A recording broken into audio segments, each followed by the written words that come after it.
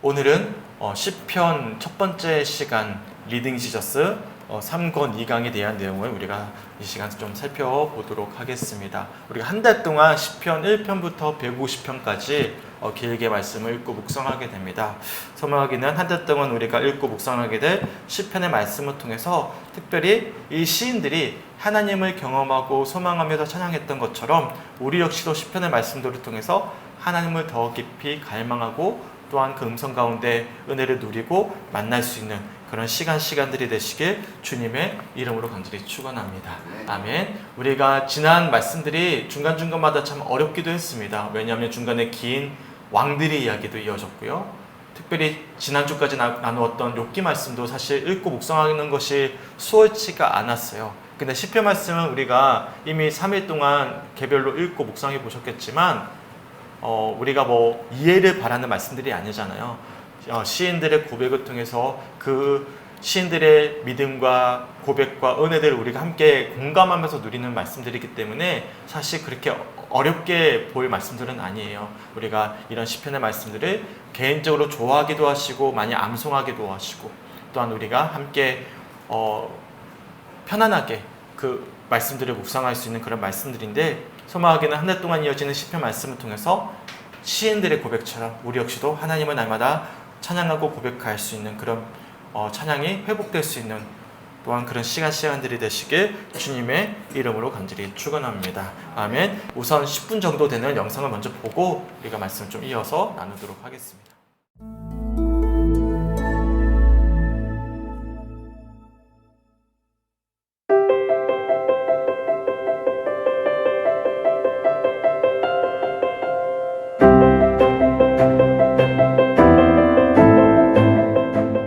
이번 영상은 리딩 지저스 3권의 두 번째 수업으로 시편을 살펴보는 첫 시간입니다.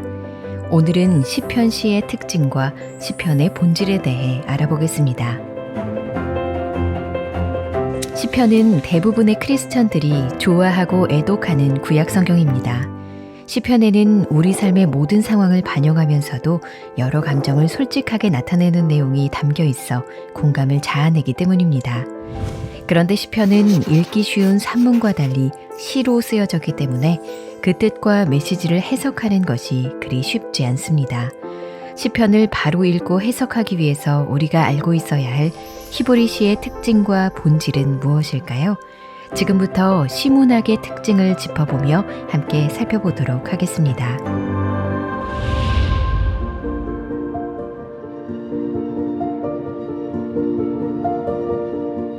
구약 성경의 모든 시들을 합쳐본다면 신약 성경 전체보다 더 많은 분량입니다.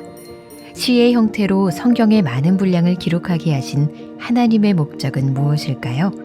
하나님은 성경을 통해 우리에게 단순히 신학적인 정보를 전달하시는 것 이상으로 우리가 하나님을 개인적으로 알기 원하십니다.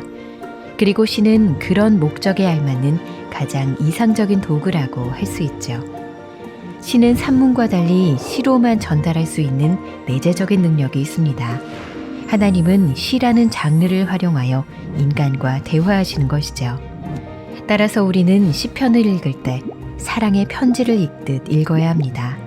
우리가 하나님을 찬양할 때 일련의 명제적 문구들이 아닌 찬송과 시로 노래하는 이유가 바로 이것입니다.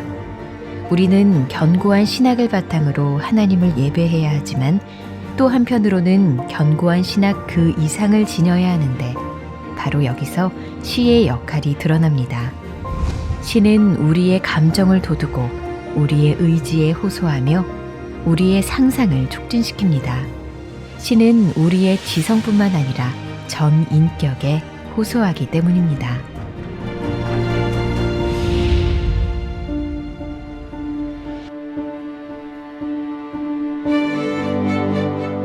시편의 말씀을 잘 묵상하기 위해서는 히브리 시문학의 속성과 특징을 잘 이해해야 합니다. 히브리 시를 구성하는 4가지 기본 단위는 콜론, 행, 절, 연입니다. 히브리 시는 2-3개의 콜론이 모여 하나의 행을 이룹니다. 그리고 여러 개의 행이 연속되어 절을 이루고 여러 개의 절이 모여 연을 이룹니다. 이러한 구획은 시를 명확하고 풍성하게 이해하기 위한 문학적 작업입니다. 히브리 시는 다른 언어의 시들과 마찬가지로 그 나름대로의 운율을 가지고 있지만 그다지 강하게 운율적이지는 않습니다. 그 대신 하나님의 섭리에 의해서 다양한 언어와 문학적 문맥으로 번역되기에 아주 적합한 형태로 발전하였습니다.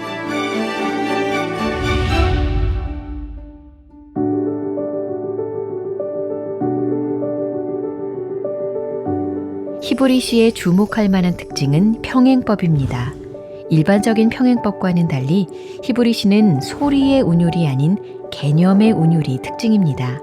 예를 들어 사무엘상 2장 3절은 첫째 콜론 A, 심히 교만한 말을 다시 하지 말 것이며와 둘째 콜론 B, 오만한 말을 너희의 입에서 내지 말지어다의 개념이 일치합니다.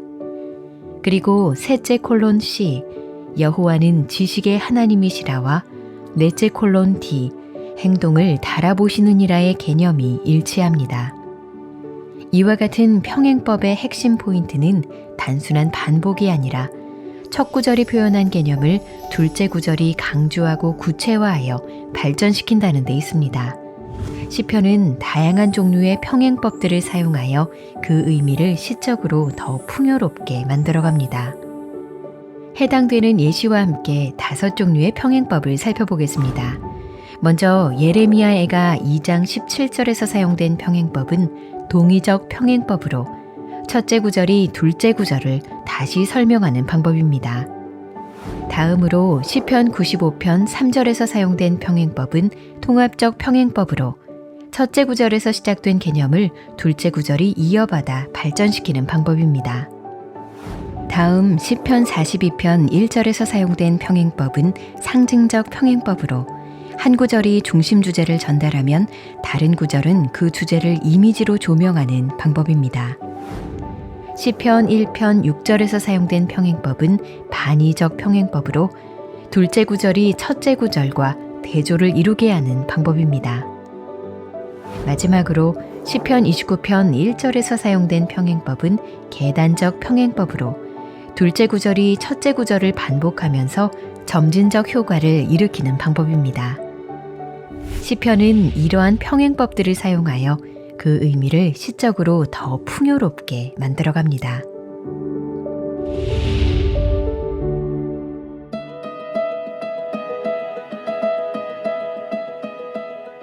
시편의 언어는 대단히 시각적이면서 감각적입니다. 꿀과 천둥, 부러진 팔과 부서진 이, 칼날, 눈, 개, 말, 조원, 버터, 아론의 머리에 부은 기름이 그의 수염을 타고 내려와 옷으로 흘러내리는 모습 등 시편 기자는 강렬한 시각적 언어를 빈번하게 사용합니다. 또한 일상생활 속의 익숙한 요소를 이미지로 표현하여 비교적 추상적인 개념을 예증하기도 합니다. 예를 들어 시편 23편 1절은 하나님은 나를 사랑하시며 돌보신다는 추상적 개념을 선한 목자의 자상한 보살핌이라는 이미지로 표현합니다. 시편은 시인의 경험을 이미지로 표현하여 일반화하기도 합니다. 그 예로 시편 40편 2절은 구체적인 곤경을 사실적인 언어가 아닌 비유적이고 포괄적인 언어로 묘사합니다. 나를 기가 막힐 웅덩이와 수렁에서 끌어올리시고 내 발을 반석 위에 두사 내 걸음을 견고하게 하셨도다.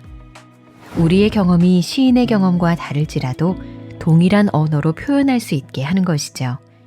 이것이 시편 기자가 마치 우리에게 말하는 듯이 느껴지는 이유 중 하나입니다.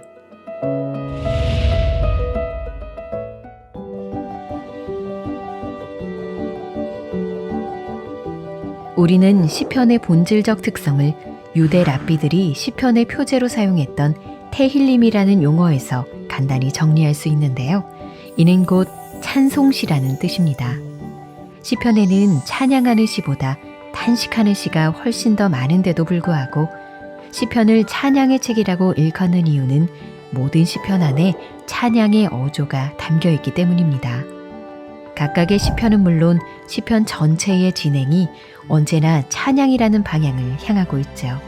심지어 시인이 절박한 상황 속에서 부르짖는 탄식시조차도 탄식을 넘어서는 총체적인 찬양의 어조가 있고 또한 미래의 찬양을 기대하는 구절로 끝이 납니다.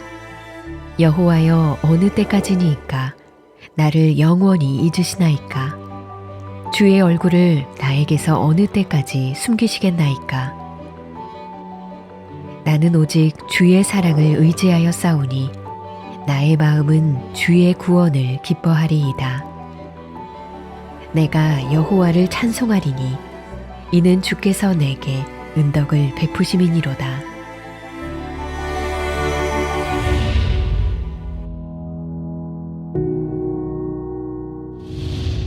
이렇듯 시편이 탄식에서 찬양으로 전개되는 까닭은 바울이 사도행전 14장 22절에서 말한 것처럼 우리 신자들의 일반적인 삶의 모습이 그러하기 때문입니다. 이 세상은 깊은 어둠 속에서 하나님께 부르짖는 고통의 세상이며 탄식과 죽음의 장소지만 그리스도인들에게는 그런 세상이 전부가 아닙니다. 시편은 우리에게 인생의 주된 목적이 이 땅에서 어떻게든 행복하게 살기 위해 애쓰다가 결국 죽어서 썩는 인생이 아니라는 것을 가르쳐 줍니다. 언제나 찬양을 향하고 있는 시편처럼 우리도 하나님을 영화롭게 하고 오직 그분을 영원토록 즐거워하며 찬양하는 인생을 살라고 말씀하는 것이죠. 어려운 내용이었죠. 네, 어렵지가 않습니다. 우리가 조금 쉽게 우리가 함께 살펴보는 시간을 좀 가지도록 하겠습니다. 우선 76페이지 한번 펼쳐보실까요? 76페이지. 제 위에 보시면 이렇게 먼저 이야기를 해주고 있어요. 하나님은 우리에게 성경을 조식 신학이나 요리 문답 형식으로 주시지 않았습니다. 대신 이야기와 노래, 편지와 예언, 묵시 등 다양한 형식으로 주셨습니다. 제가 오늘 제 새벽기도 제 장로님께서 하셨던 말씀들을 저도 다 들었거든요. 들으면서 왜냐면 제가 편집을 했으니까요. 그 시간에도 실제적으로 제가 라이브로 들었고요. 근데 기억나는 것 중에 하나가 무엇이었냐면 기독교 신앙은 경험의 신앙이다 라고 이야기하셨던 부분이 인상에 남았어요. 그러니까 우리가 하나님을 아는 것을 넘어서 하나님을 경험하는 것, 이것이 기독교 신앙으로 나아가는 핵심 지름길이라는 사실이죠. 그 말씀이 기억에 남는데 마찬가지입니다.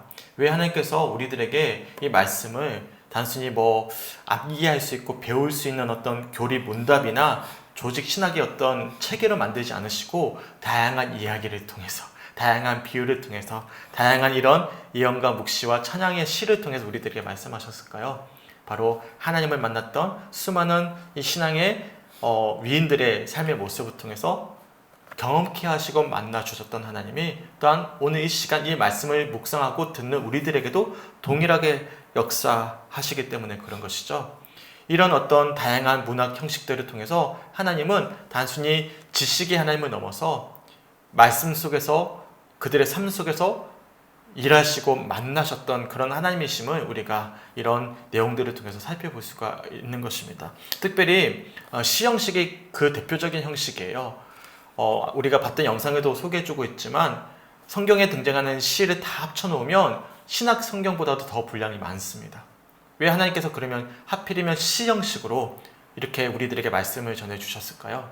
시는 한 개인이 하나님을 찬양하고 고백하는 경험을 기록한 고백들이거든요. 달리 표현하면 하나님께서 그 많은 분량을 시 형태로 남기신 분명한 목적이 있다는 사실입니다. 그것은 단순히 성경을 통해서 단순한 신학적인 정보만 얻는 것이 아니라 우리 역시도 이 시인들처럼 하나님을 개인적으로 찬양하고 경험하길 원하신다는 것을 이 저자는 주장하고 있습니다. 그래서 제 밑에 페이지, 76페이지 제 밑에 두 번째 줄, 밑에서 두 번째 줄을 보시면 이렇게 이야기합니다. 하나님은 시라는 장르를 활용해 인간과 대화하십니다. 따라서 우리는 시편을 읽을 때 장보기 목록을 읽듯 읽는 것이 아니라 마치 사랑의 평지를 읽듯이 읽어야 합니다. 그렇게 할 때 시를 읽는 우리 마음이 창공을 향해 높이 솟구쳐 오르게 됩니다. 그러니까 시 내용을 우리가 읽을 때면 신학적인 내용을 파악하는 것을 넘어서 이 시인이 하나님을 찬양하듯이 우리 역시도 이 시인의 마음이 되어셔서 하나님을 찬양하는 심정으로 읽어야 된다라고 이야기하고 있는 것이죠. 또한 두 번째로는 어떤 이야기를 하고 있냐면 77페이지 밑에서 세 번째 줄입니다. 제가 한번 읽어볼게요. 우리가 하나님을 예배할 때는 견고한 신학을 바탕으로 해야 하지만 다른 한편으로는 견고한 신학 그 이상이 더해야 하는데 바로 그것이 시가 하는 일입니다. 당연히 하나님을 제대로 알아야 됩니다. 제대로 모르면 어떻게 되죠? 내 마음대로 하나님을 상상해서 믿을 수도 있는 것이고 이단처럼 잘못 믿을 수도 있는 것이고 우리가 다른 하나님을 마치 하나님처럼 여기면서 믿을 수가 있는 것이죠. 그래서 기초는 올바른 건강한 신학이 되어져야 됩니다. 하지만 앞에서도 말씀드렸던 것처럼 하나님을 아는 것이 전부가 아닌 거예요. 하나님을 어떻게 해야 되는 거죠? 경험해야 되는 거예요. 만나야 되는 거예요. 그 만남을 위해서 우리가 도전이 되는 귀한 말씀들은 바로 시가 하고 있는 역할이라는 거예요. 왜냐하면 이 시인들은 하나님을 만나고 있기 때문에 그렇습니다. 시인들을 보세요. 고난과 역경 가운데서도 하나님을 찬양하고 영광 올려드리는 그런 고백들, 그들이 하나님을 경험했기 때문에 지금 만나고 있기 때문에 할 수 있는 고백들이거든요. 우리 역시도 이런 견고한 신학을 넘어서서 하나님을 더 깊이 누림을 소망하면서 함께 한 달 동안 이어지는 시편을 읽고 묵상할 수 있는 우리 모든 성축교회 성도들이 되시길 주님의 이름으로 간절히 축원합니다. 아멘. 단순히 시는요, 우리의 지성을 만족시키는 것을 넘어서 우리의 마음을 따뜻하게 해줍니다. 그리고 우리의 감수성을 다시금 회복시켜 주는 것이죠. 제가 예전에 섬겼던 교회 담임 목사님께서 성도들의 눈에서 눈물이 마르면 은혜가 말랐다라는 이야기를 하신 기억이 있어요. 마찬가지로 우리가 감수성을 잃어버렸잖아요. 하나님을 예배하면서 설레는 마음, 벅찬 감동, 사랑의 감정, 아니면 슬픔과 어떤 절망의 어떤 감정조차도 우리가 말라버렸다면 뭐가 말라버린 거죠? 은혜가 말라버린 것이죠. 그래서 우리 눈에서 항상 뭐가 마르지 않아야 되는 것이죠? 눈물이 마르지 않아야 된다는 것. 그러니까 우리가 억지로 눈물이 짜내라는 말이 아니라 울어야지 그게 아니라 감수성이 회복되는 거예요. 우리 마음이 하나님을 향한 그런 갈망들, 설렘들이 회복되는 것, 이것이 참 중요한데 우리가 이런 어떤 감수성이 회복되기 위해서 하나님께서 주셨던 놀라운 은총의 수단이 뭔 거죠? 시편의 말씀드린 거예요. 우리가 힘들고 어려울 때 시편의 말씀을 통해서, 기쁠 때 시편의 말씀을 통해서, 하나님을 찬양하고 싶을 때 시편의 말씀을 통해서 하나님을 향한 우리의 감수성, 어떤 감정의 고백들이 이어갈 수 있다는 거예요. 하나님은 머리로는 절대 만날 수가 없습니다. 당연히 신학이 중요합니다. 왜요? 하나님을 하나님으로 제대로 알기 위해서. 신학이 참 중요하지만 신학을 잘 배웠다고 해서 하나님을 알 수 있는 건 아니에요. 하나님을 만나는 문제는 신학의 문제를 넘어서는 문제예요. 그래서 하나님을 우리가 만나야 되는 것이거든요. 그러기 위해선 단순히 지가 아니라 지정의가 우리가 통합적으로 전인격적으로 우리가 경험해야 되는데 그런 은혜로 나아감에 있어서 우리에게 큰 도전이 되는 말씀 또한 길잡이가 되는 말씀들이 어떤 말씀이죠? 시편의 말씀인 것입니다. 혹여나 우리 성주교회 성도님들 중에 아직 주님을 깊이 만나지 못한 성도님들이 계십니까? 하나님을 하나님으로 알 것 같은데 우리의 감수성이 메말라 계시는 분들이 계십니까? 그러면 한 달 동안 시편 말씀을 우리가 잘 묵상해 보시기 바랍니다. 단순히 이런 뜻이구나 라는 문제를 넘어서서 이 시인의 마음으로 돌아가서 시인의 어떤 갈망으로 들어가서 마치 내 고백이다, 내 찬양이다 라는 생각으로 함께 말씀을 읽고 묵상하실 때면 우리가 시편을 통해서 말씀하실 또한 주님의 음성을 듣고 우리가 또한 이 시인들처럼 주님을 경험하게 될 것입니다. 소망하기는 이런 시편 말씀들을 통해서 주님을 깊이 경험하고 누릴 수 있는 우리 모든 성축교회 성도들이 되시길 주님의 이름으로 간절히 축원합니다. 아멘. 그리고 79페이지로 넘어가 보실까요? 두 번째과 세 번째과 쭉 넘어가시면 히브리 시의 특징에 대해서 마치 국어 수업을 하듯이 어렵게 우리들에게 설명해 주고 있습니다. 네, 사실 그렇게 어렵지 않고요. 우리가 굳이 이렇게 막 하나하나 따져서 읽어보지 않으셔도 됩니다. 하지만 우리가 알아두면 훨씬 더 시를 읽고 묵상하기에 수월하기 때문에 소개해 드리도록 하겠습니다. 크게 네 가지로 문장을 구분해 볼 수가 있는데 79페이지입니다. 제 위에 줄에 보시면 이렇게 이야기하죠. 히브리 시를 이해하려면 먼저 시를 구성하는 문학적 단위를 이해해야 합니다. 히브리 시를 구성하는 네 가지 기본 단위는 콜론, 행, 절, 연입니다. 따라해볼까요? 콜론, 행, 절, 연. 이게 무슨 말인가? 우리가 예를 보면 훨씬 더 수월합니다. 우리가 오늘 본문 10편 1편 우리가 읽어보지 않았습니까? 10편 1편을 통해서 콜론이 뭔지, 행이 뭔지, 절이 뭔지, 연이 뭔지 우리가 좀 살펴보도록 할게요. 우선 1편 1절 말씀 한번 보실까요? 10편 1편 전체를 우리가 좀 보도록 하겠습니다. 콜론이라는 것은 단일 구절을 뜻합니다. 그러니까 한 문장을 뜻하는 거예요. 한번 보실까요? 1편에 보시면 복 있는 사람은 악인들의 꾀를 따르지 아니하며 죄인들의 길에 서지 아니하며 오만한 자들의 자리에 앉지 아니하고 라고 적혀있죠. 그러면 이 콜론을 어떻게 나눌 수 있을까요? 아니하며, 아니하고 라고 되어 있잖아요. 사실 이게 접속사로 연결되어 있는 것이거든요. 원래는 세 문장입니다. 복 있는 사람은 악인들의 꾀를 따르지 아니합니다. 죄인들의 길에 서지 아니합니다. 오만한 자들의 자리에 앉지 아니합니다. 콜론은 한 문장이에요. 그러면 1장 1절은 콜론이 몇 개로 이루어져 있는 거죠? 3개예요.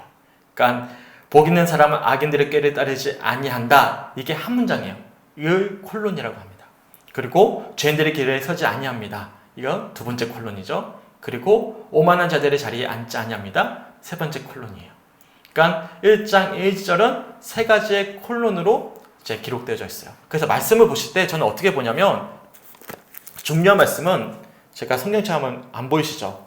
콜론별로 자릅니다. 빗금을 쳐요.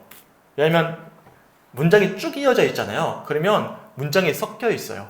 그러다 보니까 이게 무슨 말씀이지? 라는 생각이 들어요. 그래서 우리가 특별히 이처럼 시 같은 경우에는 한 문장별로 잘라놓는 것이 훨씬 더 우리가 의미를 파악함에 있어서 수월합니다.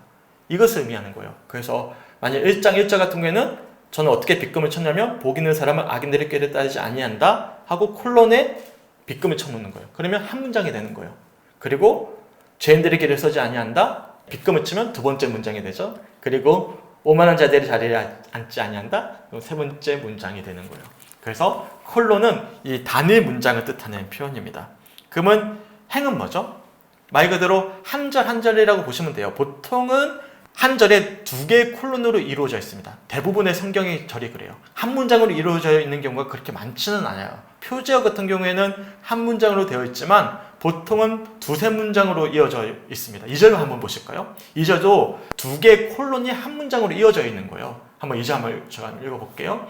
오직 여호와의 율법을 즐거워하여 그의 율법을 주야로 묵상하는도다. 2가지 문장이에요. 오직 여호와의 율법을 즐거워합니다. 그의 율법을 주야로 묵상합니다. 그게 2가지가 이어진 거거든요. 그래서 2개의 콜론이 한 개 이어지는 이것을 우리가 지적으로 보면 행이라고 부릅니다. 그러니까 1장 1절이 한행, 1장 2절이 한행 해서 행 이렇게 보시면 돼요. 그럼 절은 무엇일까요? 절은 비슷한 의미를 묶어놓는 거예요. 보시면 1절, 2절, 3절 쭉 이어집니다. 제가 1절부터 3절까지 말씀 쭉 한번 읽어볼게요. 복 있는 사람은 악인들의 꾀를 따르지 아니하며 죄인들의 길에 서지 아니하며 오만한 자들의 자리에 앉지 아니하고 오직 여호와의 율법을 즐거워하여 그의 율법을 주야로 묵상하는도다. 그는 시냇가에 심은 나무가 철에 따라 열매를 맺으며 그 잎사귀에 마르지 아니함 같으니 그가 하는 모든 일이 다 형통하리로다. 그리고 4절 말씀 보십시오. 그러면 내용이 갑자기 바뀌어요. 어떻게 바뀌죠? 1절부터 3절까지는 누구에 대한 이야기예요? 복 있는 사람에 대한 이야기잖아요. 근데 4절부터는 누가 등장합니까? 악인들이 등장해요. 그러면 내용이 바뀌잖아요. 그러면 1절부터 3절까지가 뭐가 되냐면 한 절이 되는 거예요. 같은 의미가 행이 묶어진 걸 우리가 절이라고 부르는 거예요. 제가 설명해도 어렵네요. 그래서 어쨌든 책이 나오니까 굳이 우리가 알 필요는 없지만 알아두면 우리가 나누어서 묵상하기 훨씬 더 수월하기 때문에 소개해드리는 거예요. 어렵다 싶으면 그냥 넘기셔도 됩니다. 네, 저 설명해 드릴게요. 그래서 1절부터 3절까지를 우리가 묶어서 한 절 됩니다. 그러면 4절 보십시오. 4절 악인들은 그렇지 아니하며 오직 바람이 나는 겨와 같도다. 그러므로 악인들의 심판을 견디지 못하며 죄인들이 의인들의 모임에 들지 못하리로다. 보시면 비슷한 내용이 연달아 이어지죠. 그러니까 행과 행이 4절 행, 5절 행이 이어져 있어요. 이거 우리가 묶어서 또 다른 절이라고 볼 수 있는 거예요. 그리고 마지막 6절 보시면 결론적인 이야기를 하고 있어요. 그러면 또 우리가 나눌 수가 있는 거예요. 그래서 시편 1편은 크게 보면 세 개의 절로 이루어진 말씀임을 우리들이 알 수가 있어요. 그리고 이것을 묶어서 한 연이라고 볼 수 있습니다. 그러니까 시편 1편은 사실 내용이 짧아서 한 연으로도 묶어져 있지만 시편 119편 한번 펼쳐보실까요? 시편 119편. 이게 모든 성경에서 가장 절이 많습니다. 시편 119편이. 보시면 시편 119편 1절부터 몇 절까지 있는지 한번 보십시오. 176절까지 있습니다. 이것을 우리가 어떻게 의미를 다 그냥 쭉 읽어버리면 이해가 됩니까? 그러면 우리가 코에 고면 코걸이, 귀에 고면 귀걸이가 되는 거야. 그러면 우리가 119편을 그냥 우리가 흔히 알듯이 그냥 쭉 읽어버리면 이게 무슨 말인가 하고 넘어가 버리는 거예요. 그게 뭐가 필요한 거예요? 콜론, 행, 절, 연으로 나누는 게 필요한 거예요. 그래서 몇 개 연이 함께 묶어져 있는 것이거든요. 그래서 우리가 그냥 단순히 은혜 받기 위해서만 말씀을 읽으면 쭉 읽어도 상관은 없지만 우리가 이 내용을 정확하게 파악하기 위해선 이런 히브리 문학을 이해하고 읽으면 훨씬 더 우리가 이 말씀을 더 깊이 스스로 묵상하면서 수월한 도구가 될 수 있음을 우리가 알 수가 있는 것입니다. 참고하시고 이 내용들을 개별로 한번 살펴보셨으면 좋겠습니다. 이처럼 콜로는 같은 의미의 한 문장, 행은 비슷한 의미가 묶어져 있는 대부분은 한 절이라고 보시면 됩니다. 우리가 보고 있는 한 절. 그리고 비슷한 의미의 행이 묶어진 걸 우리가 절이라고 부르고 이 절을 묶어서 연이라고 부릅니다. 참고하시고 이렇게 구성되어져 있구나. 히브리시가 참고하시면 우리가 조금 더 유식해지겠죠. 참고하시고 알아주시면 좋을 것 같습니다. 또 두 번째 82페이지로 넘어가 볼까요? 히브리시의 두 번째가 있는데 이거는 무엇이냐면 평행법입니다. 무슨 말씀이냐면 보통 시편을 보시면 한 가지 의미로 끝나지 않습니다. 마치 레고 아십니까? 레고, 애들 장난감, 블럭을 쌓고 또 쌓는 거예요.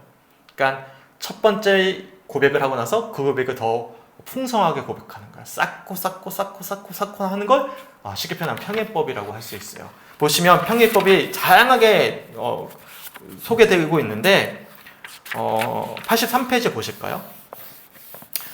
총 5가지 평행법을 우리들에게 소개해주고 있습니다. 동의적 평행법, 통합적 평행법, 상징적 평행법, 반의적 평행법, 개장적 평행법 돼 있죠. 우리가 이것을 인지하고 말씀을 보면 좀 더 우리가 개별로 어떤 말씀이 좀 은혜가 됐어요. 예를 든다면 우리가 보통 한 6편에서 7편 우리가 하루에 읽게 되잖아요. 그러면 우리가 모든 말씀이 다 은혜가 되진 않거든요. 그렇잖아요. 근데 예를 들어서 오늘 우리에게 주어진 말씀이 1편부터 6편까지인데 1편 말씀이 너무 은혜가 되는 거예요. 말씀 보다 보니까 더 깊이 알고 싶어. 더 깊이 묵상하고 싶어. 그러면 우리가 아까 말씀드렸던 것처럼 콜론, 행, 절, 연으로 나눠서 우리가 묵상해 볼 수 있고 또한 이 평행법을 가지고 우리가 또 다시 적용해 볼 수가 있는 거예요. 첫째로는 동의적 평행법이 뭐죠?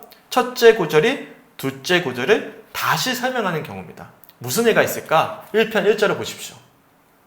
그러니까 같은 표현을 좀 더 다시 한 번 더 설명하면서 덧붙여주는 거예요. 그러니까 설명을 더 풍성하게 만드는 거죠. 같은 의미가 반복되는 거예요. 1편 1절을 우리가 함께 읽어봤으면 좋겠습니다. 시편 1편 1절 한번 읽어볼게요. 한 목소리로 시작. 복 있는 사람은 악인들의 꾀를 따르지 아니하며 죄인들의 길에 서지 아니하며 오만한 자들의 자리에 앉지 아니하고 아멘. 보시면 이게 동의적 평행법이에요. 왜냐하면 복 있는 사람은 악인들의 꾀를 따르지 아니하는 사람이에요. 근데 이것으로 고백이 끝나지 않았죠. 더 붙여요. 죄인들의 길에 서지 아니한대요. 더 붙여요. 어떻게 붙이죠? 오만한 자들의 자리에 앉지 아니한다. 복 있는 사람을 설명하기 위해서 비슷한 의미를 더 붙이고 이것을 뭐라고 이야기하냐면 동의적 평행법이라고 이야기합니다. 그럼 두 번째는 통합적 평행법이 있죠. 통합적 평행법은 무엇이냐면 첫째 구절에서 시작된 개념을 둘째 구절에서 이어받아 발전시키는 경우입니다. 그게 2절 말씀이에요. 그러니까 1장 1절은 동의적 평행법, 같은 의미를 반복해서 심화시킨 것이고 통합적 평행법은 그것을 이어서 또한 설명을 이어가는 거예요. 쉽게 표현하면 그렇습니다. 1편 1절에 보시면 복 있는 사람은 악인들의 길을 따지지 아니하며 죄인들의 길에 서지 아니하며 오만한 자들의 자리에 앉지 아니하고 한 행이 끝났잖아요. 그것으로 끝난 것이 아니라 2절에 또 뭐라고 말씀하죠?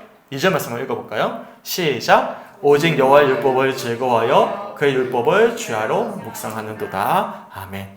무슨 말씀이죠? 1편 1절에 있는 말씀을 또 이어서 또 설명해 주고 있는 거예요. 이것을 뭐라고 이야기하냐면 통합적 평행법이라고 이야기합니다. 세 번째 뭐냐면 상징적 평행법이에요. 그건 뭐냐면 중심 주제를 전달하고 다른 구절은 그 주제를 이미지로 조명하는 경우입니다. 무슨 말씀이냐면 지금 1편 1절과 2절에 보시면 복 있는 사람을 설명했잖아요. 그리고 나서 이것을 마치 그림을 그리듯이 이미지로 형상화해서 또한 설명해 주고 있어요. 3절 말씀이 그렇습니다. 3절 말씀이 상징적 평행법이에요. 그러니까 1편 1절과 2절에 있는 이 말씀을 구체적으로 덧붙이고 이어서 설명하다가 3절에 가시면 갑자기 시냇가에 심은 나무로 설명하는 거예요. 좀 더 이제 이미지로 형상화해서 우리들에게 말씀해 주고 있는 것이죠. 1편 3절 말씀 한번 읽어볼까요? 시작. 그는 시냇가에 심은 나무가 철을 따라 열매를 맺으며 그 잎사귀가 마르지 아니함 같으니 그가 하는 모든 일이 다 형통하리로다. 아멘. 그러니까 1편 1절과 2절에 있는 말씀을 3절에서는 어떻게 말씀해주고 있는 거예요? 이미지로 마치 어떤 예를 들듯이 이렇게 설명해주고 있는 걸 상징적 평행법이라고 이야기합니다. 그런데 보시면 반의적 평행법이 또 이어집니다. 이거는 뭐냐면 대조예요. 전혀 다른 뜻을 비교해주는 거예요. 그게 4절과 5절입니다. 1절부터 3절까지는 동의적, 통합적, 상징적 평행법을 통해서 복 있는 사람이 어떤 사람인지를 우리들에게 반복해서 설명하고 이어서 설명하고 이미지로 설명했는데 갑자기 4절에서는 반대의 이미지를 이야기하는 거예요. 반의적, 반대의 이야기를 이어서 말씀하는 걸 반의적 평행법이라고 이야기합니다. 4절과 5절 말씀 한번 읽어볼까요? 4절과 5절 시작. 악인들을 그렇지 아니하며 오직 바람에 나는 겨와 같도다. 그러므로 악인들은 심판을 견디지 못하며 죄인들이 의인들의 모임에 들지 못하리로다. 아멘. 복 있는 사람을 더 분명하게 알려주기 위해서, 고백하기 위해서 반대의 의미를 끌어다가 설명해주고 고백하고 있는 것이죠. 그래서 전혀 반대되는 의미를 서로 비교해서 복 있는 사람을 더 두드러지게 고백하기 위한 그런 어떤 시적인 요소가 4절과 5절에 기록되어져 있는 거예요. 예를 든다면 열심히 공부한 친구가 있어요. 혼자 있으면 이 친구가 공부를 잘했는지 못했는지 모르잖아요. 근데 못하는 친구와 비교하면 더 두드러지는, 좀 얘가 좋진 않지만 예를 들면 그런 거예요. 그러니까 좀 더 이 공부를 열심히 한 친구를 돋보이기 위해서 열심히 하지 못한 친구와 비교하는 어떤 그런 예인 거예요. 그러니까 악인들이 중요한 게 아니죠. 복 있는 사람을 더 분명하게 고백하기 위해서 반의적으로 악인들의 잘못된 모습을 예를 들고 있는 거라고 볼 수 있는 거예요. 이것을 반의적 평행법이라고 이야기합니다. 마지막으로 이 책에서 계단적 평행법을 이야기합니다. 그것은 무엇이죠? 둘째 구절이 첫째 구절을 반복하면서 점진적인 효과를 일으키는 경우. 이런 겁니다. 1절부터 3절까지는 복 있는 사람을 설명했죠. 4절과 5절에서는 반의적으로 설명했잖아요. 이것을 합쳐지면 이제 6절 말씀을 보십시오. 이 계단적 평행법인데 결론적인 내용이에요. 우리 6절 말씀 한번 읽어봤으면 좋겠습니다. 시작. 무릇 의인들의 길은 여호와께서 인정하시나 악인들의 길은 망하리로다. 이것이 쌓이고 쌓여서 이제는 결론적으로 이제 두드러지게 이제 고백하고 있는 이런 6절 말씀을 통해서 우리가 살펴볼 수가 있습니다. 네. 책에 있어서 제가 어렵게 지금 막 설명을 해갔는데 참고하시면 될 것 같습니다. 이거는 뭐 사실 일반적인 성도님께서 이게 무슨 동기적인지 통합적인지 상징적인지 반의적인지 계단적인지 하나하나 대조해서 볼 필요는 없어요. 하지만 이렇게 우리가 시편을 볼 때 막연하게 보는 것보다 우리가 이렇게 하나하나 의미를 파악하면서 읽으면 훨씬 더 우리가 시인이 어떤 심정으로 어떤 고백으로 하나님께 찬양하고 또 하나님께서 말씀하고 계시는지를 우리가 구별할 수 있구나라는 것을 참고하시면 될 것 같습니다. 뭐 일반 성도님들은 그냥 이렇게 보시면 될 것 같고요. 근데 두 분 장로님은 이것을 조금 알고 계시면 좋아요. 왜냐하면 저를 대신해서 이번 3일 동안 우리 장로님이 말씀을 전했던 것처럼 우리 두 분 장로님도 이제는 속회 예배를 하시거나 앞으로 이제 말씀을 전해야 되실 경우들이 종종 있으실 거예요. 그러면 막연하게 내가 묵상했던 내용을 전하는 것도 참 중요하겠지만 또한 말씀을 우리 제대로 의미를 알고 전하는 것도 참 중요하잖아요. 그러기 위해서 시편을 볼 때 이런 두 가지의 큰 방법을 통해서 우리가 한 절 한 절 나누어서 의미를 파악하고 대조하면서 그 의미를 정확하게 우리가 알고 묵상하고 나누는 것이 참 중요합니다. 저도 마찬가지 말씀을 나눌 때 먼저 뭐 할까요? 당연히 먼저 기도합니다. 기도하고 내게 주신 말씀 있잖아요. 그러면 막연하게 이런 의미구나 하고 전하는 게 아니고 이렇게 나누어요. 한 절 한 절 나누어가지고 곡해하면 안 되잖아요. 원래 있는 말씀을 내가 다른 말씀 전하면 안 되잖아요. 그래서 이런 어떤 방법을 통해서 스스로 정확하게 의미를 파악하는 것, 이것은 참 중요한 작업이기도 한 것입니다. 아무래도 이건 이제 신학자들이 쓴 책이다 보니까 시편을 우리가 좀 더 정확하게 의미를 파악하기 위해서 이런 내용들을 담아 놓으신 것 같은데 참고하시고 말씀을 보시면 될 것 같습니다. 그리고 85페이지에 가시면 히브리시의 특징 두 번째로 뭘 이야기하고 있냐면 시편의 은혜는 굉장히 시각적이고 감각적이라는 거예요. 예를 든다면 시편 23편 1절에 보시면 유명한 말씀이죠. 어떤 말씀이죠? 여호와는 나의 목자시니 내게 부족함이 없으리로다. 하나님은 어디에 비유적으로 고백하고 있어요? 목자. 양을 치리하는 목자. 양은 목자가 없으면 어떻게 되죠? 죽어요. 사실 정말 약한 동물이거든요. 그러니까 마치 자신의 연약함을 어디에 빗대어서 하나님을 찬양하고 있는 거예요? 양에 빗대어서 자신을 인도해 주시는 어디에 빗댄 거죠? 목자에 빗댄 거예요. 이것이 시편의 특징입니다. 그러니까 시는 단순하게 그냥 있는 그대로 고백한 것이 아니라 여러 가지 이미지를 자신의 삶에 적용하면서 상징적으로 고백하고 있음을, 그래서 시적이고 감각적임을 우리들이 시편의 말씀을 읽고 묵상하실 때 참고하시면 될 것 같습니다.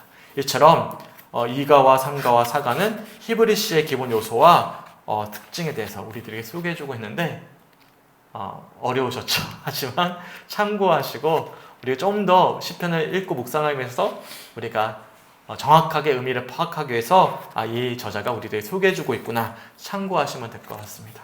그리고 마지막 87페이지로 한번 넘어가 볼게요. 87페이지에 가시면 제일 위에 줄입니다. 제가 위에 줄 한번 쭉 한번 읽어볼게요. 시편의 표제로 가장 자주 쓰인 용어는 미즈모르인데 히브리어로 현악기 연주에 맞춰 부르는 노래라는 뜻입니다. 이 용어의 헬라어 번역은 프살모스로 70년과 영어 성경, 한글 성경의 시편이라는 이름이 여기에서 왔습니다. 그러니까 시편에 자주 표제로 쓰이는 용어가 미즈모르, 현악기의 연주에 맞춰서 부르는 노래라는 의미를 담고 있다라고 이야기합니다. 이것을 번역해서 시편이라고 부르게 된 거예요. 이 현악기로 맞춰 부르는 노래 어디에 있을까요? 보시면 4편 보실까요? 10편 4편. 대표적인 예를 드는 거예요. 10편 4편을 보시면 10편을 보시면 항상 아마 대부분의 성경에 1절 위에 갈로로 쳐가지고 누구와 부른 시고 이게 적혀 있거든요. 보시면 어떻게 적혀 있죠? 4편에 다윗의 시, 인도자를 따라 어디에 맞춘 노래? 현악에 맞춘 노래라고 적혀 있죠. 이 현악에 맞춘 노래, 이것을 미즈모르라고 부릅니다. 5편 보십시오. 5편도 마찬가지예요. 다윗의 시, 인도자를 따라 뭐에 맞춘 노래? 관악에 맞춘 노래라고 적혀 있고요. 6절도 마찬가지입니다. 다윗의 시, 인도자를 따라 현악 8줄에 맞춘 노래. 이 현악에 맞춘 노래를 미즈모르라고 그러는데 여기서 시편이라는 뜻이 나오게 되었습니다. 참고하시면 될 것 같아요. 그리고 유대인들은 이 시편을 어떻게 불렀냐면 테일림이라고 불렀습니다.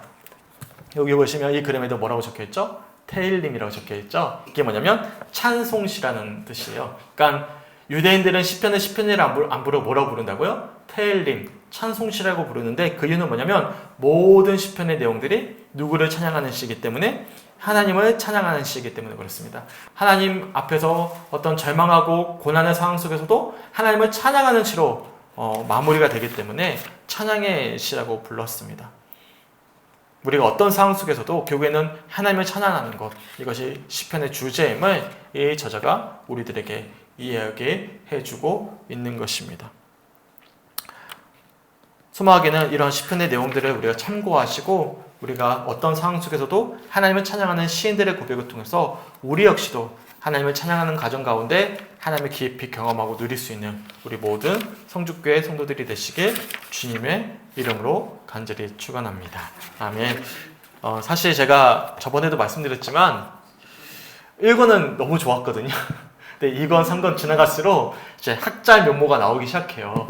그러니까 그러니까 저는 소망했던 것은 이 시편의 어떤 의미적인 내용을 좀 소개해줬으면 좋겠는데 제가 오늘 오전에 낮에 이제 보다 보니까 이게 신학책이 어렵게 설명해주고 있는데 라는 생각이 들었어요. 그래서 학자가 쓴 책이다 보니까 아무래도 시편을 좀 함축적으로 어떻게 읽고 묵상해야 될지에 대해서 우리가 알려주고 있는 것 같지만 사실 또한 우리들이 필요한 과정이기도 합니다. 알고 보는 것과 모르고 보는 것은 천지 차이가 나기 때문에 그래서 우리가 어려운 어떤 내용들을 살펴보았지만 참고하시고 이런 내용이 있구나 이렇게 보면 되는 거구나 라고 개별로 한번 읽어보시고 시편을 개별로 묵상해 볼 수 있는 우리 모든 성직교회 성도들이 되시길 주님의 이름으로 간절히 축원합니다. 아멘. 마지막으로 우리가 오늘 본문 말씀 다시 한번 더 읽어봤으면 좋겠습니다. 시편 1편 1절부터 6절까지 말씀 쭉 한번 읽어볼게요. 시작. 복 있는 사람은 악인들의 길을 따르지 아니하며 죄인들의 길에 서지 아니하며 오만한 자들의 자리에 앉지 아니하고 오직 여호와의 율법을 즐거워하여 그의 율법을 주야로 묵상하는도다. 그는 시냇가에 심은 나무가 철을 따라 열매를 맺으며 그 잎사귀가 마르지 아니한 같으니 그가 하는 모든 일이 다 형통하리로다.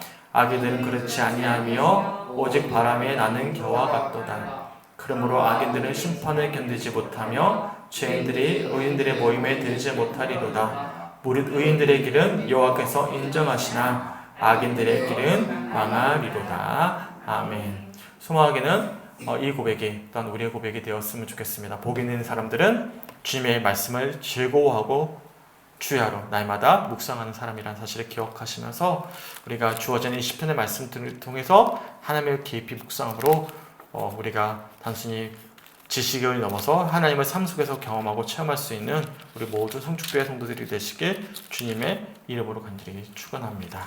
아멘. 함께 찬양하고 기도했으면 좋겠어요.